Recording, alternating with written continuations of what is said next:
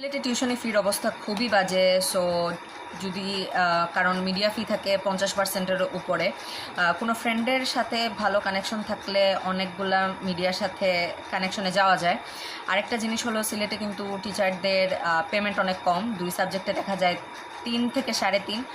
আর আরেকটা কথা হলো রেসপেক্ট নাই, টোটালি রেসপেক্ট নাই। আরেকটা জিনিস হলো টিউশনিতে কিন্তু দূরের লোকেশনে না যাওয়াই বেটার, কারণ এখানে ভাড়ার ব্যাপার আছে, সময়ের ব্যাপার আছে। আর টিউশনি কিন্তু অনেক টাফ, কারণ একটা স্টুডেন্টকে পড়ানোর আগে নিজে পড়া লাগে, নিজে ডেলিভারি প্র্যাকটিস করে যাওয়া লাগে। প্লাস তুমি যদি ন্যাশনালের হও বা এমবিবিএসের না হয় বিডিএসের হও, বা তুমি যদি প্রাইভেটের হও, তোমাকে ডিসক্রিমিনেশনের শিকার হইতে হবে।